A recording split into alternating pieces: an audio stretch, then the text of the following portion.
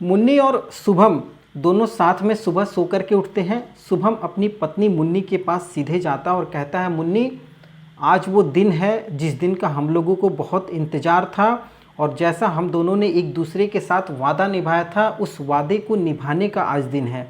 मुन्नी शुभम से कहती है, हाँ मुझे बिल्कुल याद है, जैसा हम दोनों ने वादा निभाया था आज उस वादे को निभाने का दिन है। और मुन्नी शुभम के सामने शादी के नए जोड़े को पहनती है। पहनने के बाद वो शुभम के नाम का सिंदूर अपनी मांग में भरती है। सिंदूर उसकी नाम का भरने के बाद मुन्नी अपने पाँव में उस पायल को पहनती है जिस पायल को उसने शादी के दिन पहना था। उस पायल को पहनने के बाद वो अपने पाँव की अंगुलियों में वो बिछिया पहनती है जो उसने शादी के समय पहना था। एक दुल्हन की तरीके से तैयार होने के बाद मुन्नी अपने पति शुभम के पास आती है। दोनों साथ में एक दूसरे के साथ सेल्फी लेते हैं। सेल्फी लेने के बाद मुन्नी उस कमरे में उस छत की एक ग्रिल होती है, उस ग्रिल पर एक फांसी का फंदा बनाती है और उस फांसी के फंदे पर अपने पति शुभम को एकटक देखते हुए उस फांसी के फंदे पर जाकर के झूल जाती है।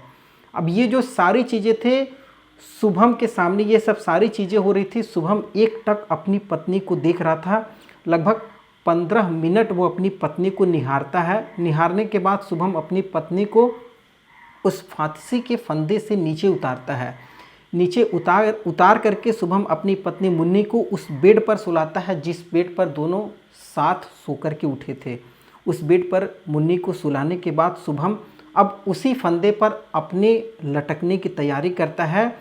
लगभग कुछ ही मिनट के बाद शुभम अपने फेसबुक आईडी से एक फ़ोटो उस फेसबुक आईडी पर अपलोड कर देता है। अपलोड करने के बाद वो सीधा उस मुन्नी ने जैसे आत्महत्या को अंजाम दिया था सेम उसी तरीके से शुभम उस फांसी के फंदे पर लटक करके अपनी भी जीवन लीला समाप्त कर देता है। अब ये दोनों एक तरफ मर चुके थे, वहीं इन दोनों की फेसबुक स्टोरी पर जो फ़ोटो अपलोड की गई थी वो देखते ही देखते सोशल मीडिया पर वायरल हो जाती है। वायरल इस कदर होती है कि जो भी इस फ़ोटो को देखता है वो एक पल के लिए सन्न रह जाता है। दोस्तों के पास जैसे ही ये फ़ोटो पहुंचता है फेसबुक स्टोरी के माध्यम से, दोस्त उस घर की तरफ दौड़ते हैं, लेकिन जब तक दोस्त उस घर के दरवाजे पर पहुंचते उससे पहले इन दोनों की मौत हो चुकी थी। घर वाले उस कमरे की एक छोटी सी छेद से जब अंदर झांक करके देखते हैं तो पता चलता है कि मुन्नी और शुभम इस दुनिया में अब नहीं है। और देखते देखते ये पूरा मामला सोशल मीडिया पर फैल जाता है। लोग उन लोगों के प्रति नाराज़गी व्यक्त करने लग जाते हैं जो इन दोनों की दुश्मन थे, इन दोनों की शादी के दुश्मन थे, इन दोनों के रिश्तों के दुश्मन थे। बहुत ऐसे कमेंट निकल करके धीरे धीरे सामने आते हैं। धीरे धीरे इसमें पुलिस का भी इन्वॉल्वमेंट होता है। पुलिस अपनी तरीके से जांच पड़ताल करना शुरू कर देती है और पुलिस की अभी जांच पड़ताल कहां तक पहुंची है, क्या है ये पूरी सच्ची घटना, आज इस कहानी के माध्यम से हम लोग जानने की कोशिश करेंगे। नमस्कार, मैं सत्या सिंह और आप देख रहे हैं द बुड़बक मंच। दरअसल आज की जो ये पूरी सच्ची घटना है ये घटना बिहार की है। बिहार का एक ज़िला है बेगूसराय और बेगूसराय का एक गांव लगता है बहादुरपुर। उस गांव की ये पूरी सच्ची घटना है। उस गांव के रहने वाले रुदल दास, जिनका बेटा है शुभम दास। शुभम दास अपने पिताजी के साथ साल 2023 में बेंगलोर में रह करके मजदूरी वगैरह किया करता था। जब शुभम बेंगलोर में रह करके मजदूरी किया करता था तो मजदूरी करते करते वो कुछ रुपए अपने पास जमा करता है। उन रुपए से अपने लिए एक स्मार्टफ़ोन खरीदता है। स्मार्टफ़ोन खरीदने के बाद वो उस स्मार्टफ़ोन में एक इंस्टा ऐप डाउनलोड करता है और उस इंस्टा ऐप पर अपनी आईडी बनाता है। आईडी जब वो बनाता है तो धीरे धीरे उसके पास फ्रेंड का सजेशन आता है और उसी सजेशन में उसके इंस्टा आईडी पर उसके गांव से कुछ दूर उसके ज़िले में रहने वाली एक लड़की का उसके पास रिक्वेस्ट आता है फॉलो करने का। अब वो लड़की मुन्नी कुमारी नाम से उसकी आईडी थी। जैसे ही शुभम के पास वो रिक्वेस्ट पहुंचता है शुभम उस रिक्वेस्ट को एक्सेप्ट करता है। एक्सेप्ट करने के बाद अब यहीं से मुन्नी कभी शुभम के फ़ोटो को लाइक करती तो कभी शुभम मुन्नी के कोई फ़ोटो अपलोड किया गया है उस फ़ोटो को लाइक कर देता। अब ये सिलसिला काफ़ी दिनों तक चलता है। चलते चलते अब दोनों के बीच बातचीत शुरू हो जाती है। बातचीत भी मैसेज के द्वारा ही होती थी क्योंकि मुन्नी के पास अपना खुद का मोबाइल नहीं था, वो अपने भाई या पिताजी के मोबाइल लेकर के उस पे अपना इंस्टा आईडी बनाई हुई थी। और जब भी इन दोनों से मतलब उसके पिताजी और भाई से जब भी मोबाइल उसको मिलता तो वो अपनी आईडी को लॉगिन करके वो अपने नए प्रेमी शुभम के साथ चैट वगैरह शुरू कर देती। अब ये चैट कुछ दिनों तक चलती है, धीरे धीरे दोनों एक दूसरे के साथ प्रेम का इजहार भी कर देते हैं।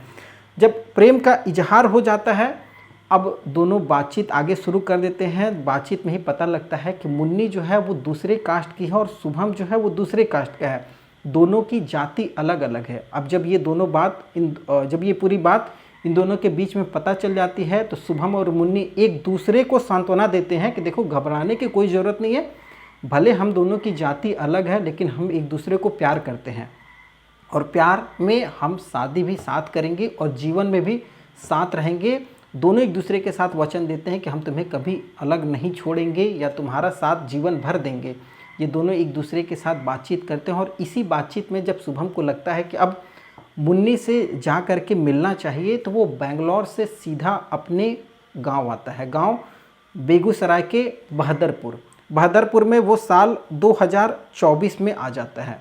2024 के शुरू में वो आता है और उसके बाद वो मुन्नी के गांव, लगभग जो बेगूसराय का बहादुरपुर गांव है जहां शुभम का गांव है, उस गांव से लगभग 15 किलोमीटर के दूरी पर बागडोवा एक गांव है। उस गांव में रहने वाले मुन्नी के घर वो सप्ताह में 2 से 4 बार जा कर के मिलजुल करके दोनों एक दूसरे के साथ अपना सुख दुख बातचीत किया करते थे। अब देखते देखते दोनों की प्रेम कहानी बहुत हद तक आगे बढ़नी शुरू हो जाती है। इसी बीच और जनवरी 2024 के जनवरी से लेकर के अगस्त का महीना आ जाता है और अगस्त में अब जब दोनों को एहसास होता है कि अब दोनों लगभग शादी कर लेना चाहिए, क्योंकि 1 साल से अब दोनों के बीच में जान पहचान और बहुत हद तक जान पहचान है, दोनों बहुत एक दूसरे को बहुत पसंद भी करते हैं और एक दूसरे के साथ मिलना जुलना भी है। तो अगस्त 2024 में मुन्नी अपने घर पर बताती है, अपने पिताजी राम बालक शर्मा से कहती है, पिताजी मुझे पड़ोस के गांव का एक लड़का है, वो पसंद है और मैं उससे शादी करना चाहती हूँ। वहीं शुभम अपने घर पर अपने पिताजी रुदल दास को कहता है कि पिताजी मुझे एक लड़की पसंद है, मैं उससे शादी करना चाहता हूँ। अब जब दोनों परिवारों को ये बात पता चलती है तो दोनों परिवार पहले ये देखते हैं कि दोनों की जाति कौन सी है। तो सबसे पहले पता चलता है कि शुभम अलग जाति का है और वहीं शुभम के घर वालों को पता लगता है कि मुन्नी अलग जाति की है। अब यहाँ पर शादी में अड़ंगा आ जाता है। दोनों परिवार मानने को राजी नहीं थे।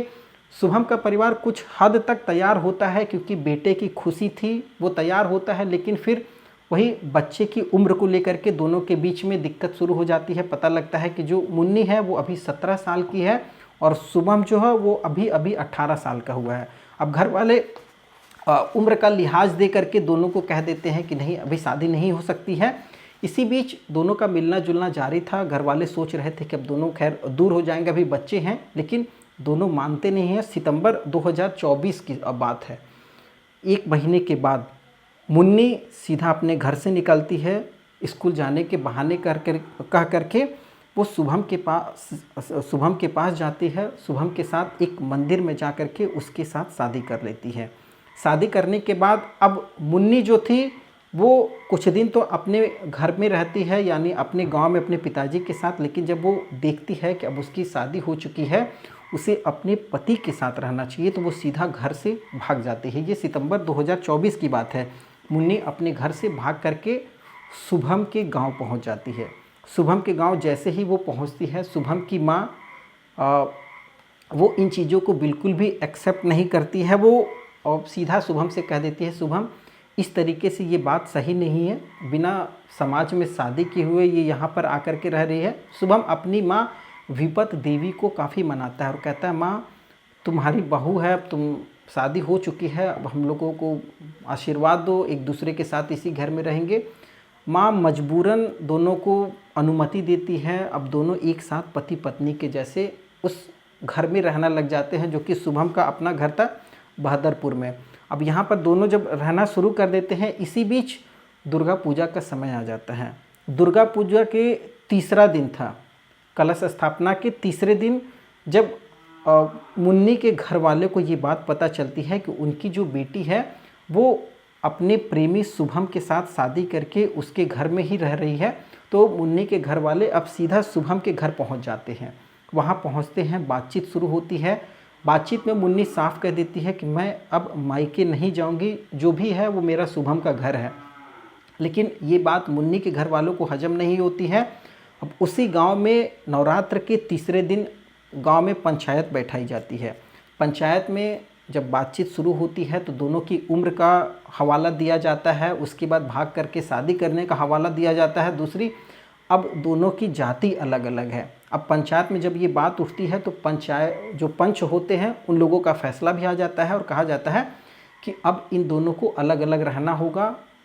मुन्नी अपने घर जाएगी और शुभम अपने घर जाएगा। जैसे ही पंचायत में ये फैसला होता है, तुरंत मुन्नी के जो घर वाले थे वो उसी पंचायत के पास में, जहाँ पंचायत हो रही थी उसके पास में एक दुकान थी, दुकान से एक कोल्ड ड्रिंक की बोतल खरीद के लाते हैं और मुन्नी के मांग को, जिस मांग में उसने सिंदूर लगाया था, उस सिंदूर को उस कोल्ड ड्रिंक की बोतल से धो देते हैं। धोने के बाद मुन्नी के घर वाले मुन्नी को लेकर के सीधे अपने मायके आ जाते हैं। मायके आने के बाद अब इन दोनों परिवारों को लगता है कि अब दोनों बच्चे हैं, समय के साथ सारी चीज़ें भूल जाएंगे। लेकिन दोनों का प्रेम ऐसा था जो साथ जीने और साथ रहने की कस्में खा चुका था। दोनों एक दूसरे को भूलते नहीं हैं। 2 महीना जैसे तैसे एक दूसरे के बिना दोनों का गुजरता है और इसी बीच मुन्नी फिर से अपने घर से सीधा शुभम के घर पर आ जाती है। अब जब मुन्नी शुभम के घर पर आती है तो शुभम के घर वालों को कोई चीज़ की दिक्कत नहीं थी, वो मुन्नी को एक्सेप्ट करते हैं और दोनों को राजी खुशी घर में रहने की अनुमति भी दे देते हैं। धीरे धीरे मुन्नी के घर वाले मुन्नी को खोजते हैं, लेकिन जब उनको पता लगता है कि मुन्नी अब सीधा शुभम के पास ही गई है, वो वहीं रह रही है, तो घर वाले भी अब ज़्यादा खोजबीन करना सही नहीं समझते और धीरे धीरे वो लोग भी मान जाते हैं कि चलो बेटी है, जो कर ली है सो कर ली है।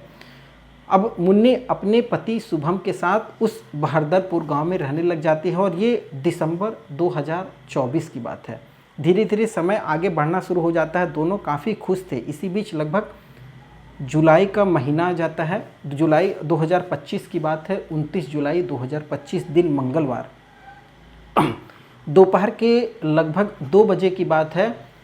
शुभम दास के फेसबुक स्टोरी, जो कि उसकी आईडी है शुभम कुमार सारू गुरु के नाम से, उस फेसबुक आईडी पर एक स्टोरी अपलोड होती है। उस स्टोरी में शुभम, उसकी पत्नी मुन्नी, ये दोनों साथ में फ़ोटो खींचते हैं और शुभम, जिसकी पत्नी मुन्नी थी, वो काफ़ी तैयार वगैरह थी, मांग में सिंदूर वगैरह लगा था, वो शुभम के पैर पकड़ी हुई थी और उस स्टोरी पर एक कैप्शन डाला गया था, अलविदा। अलविदा करके 2-3 इमोजी लगी हुई थी और ये जैसे ही फ़ोटो फेसबुक स्टोरी पर अपलोड होती है, लोगों के पास ये फ़ोटो पहुंचती है, लोगों को समझ में आ जाता है कि कुछ गड़बड़ होने वाला है और लोग जब तक शुभम के घर पर पहुंचते, पता लगता है शुभम और मुन्नी इस दुनिया को छोड़ करके जा चुके हैं। वहीं शुभम के घर वालों की रो रो करके बुरी हालत है। वो लोग कह रहे हैं और शुभम को ये बात की जानकारी थी कि परिवार वाले 29 जुलाई 2025 को बच्चे को दिखाने डॉक्टर के पास अस्पताल जाने वाले हैं और उसी दिन शुभम ने ये पूरे घटने की प्लानिंग पहले से कर रखी हुई थी और उसी दिन ये पूरे घटना को अंजाम दिया है। इसी बीच पुलिस को सूचना दे दी जाती है, पुलिस भी पहुंचती है। जब पुलिस पहुंचती है तो दरवाज़ा अंदर से बंद था। दरवाजे को अंदर जब बंद होने की वजह से पुलिस दरवाजे को तोड़ करके अंदर दाखिल होती है। जब दाखिल होती है तो सामने बेड पर मुन्नी की लाश पड़ी हुई थी और उसी लाश के ठीक सामने फंदे पर शुभम की लाश लटकी हुई थी। ऐसा लग रहा था कि शुभम ने पहले अपनी पत्नी को उतारा है, उतार करके फिर उसी फांसी के फंदे पर लटका हुआ है।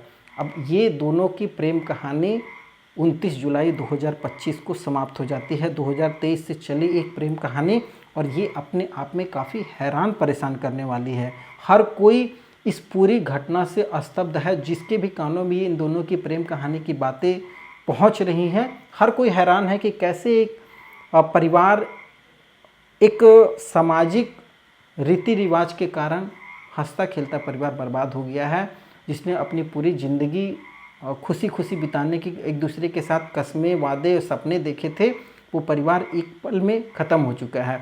खैर, अब वहीं परिवार वाले, जो शुभम के परिवार वाले हैं, वो भी कह रहे हैं कि ऐसा हम लोगों की तरफ से कोई दबाव नहीं था। वही मुन्नी के परिवार वाले भी कह रहे हैं कि हमारी तरफ से भी कोई दबाव नहीं था, हम लोगों ने बस मान लिया था कि बेटी जिसमें खुश है वही सब सही है। मुन्नी के घर वाले यहाँ तक कि मुन्नी को फ़ोन करके बातचीत भी किया करते थे। अब पता नहीं मुन्नी और शुभम ने क्यों ये कदम उठाया है। ये अपने आप में बहुत सारी चीज़ें उन दोनों के साथ दबी गई हैं, चली गई हैं, जिसका खुलासा हो पाना काफ़ी मुश्किल है। खैर पुलिस अपनी तफ्तीश कर रही है, जांचने की कोशिश कर रही है कि कहीं कुछ इस घटना के पीछे आंतरिक दबाव या कोई कलह या कोई और वजह रही होगी जिस वजह से इन लोगों ने आत्महत्या की है। वो पुलिस अपनी जांच पड़ताल कर रही है। एफएसएल की टीम ने उस पूरे कमरे में जो भी चीज़ें मौजूद थी उसको अपने कब्जे में लेकर के आगे फॉरेंसिक के लिए भेजा है, जांच पड़ताल की जा रही है। खैर इस कहानी और घटना को सुनाने का उद्देश्य किसी की भावनाओं को ठेस पहुंचाना बिल्कुल भी नहीं है। आप क्या सोचते हैं इस पूरी घटना और कहानी को लेकर के, आप हमें कमेंट के माध्यम से बता सकते हैं।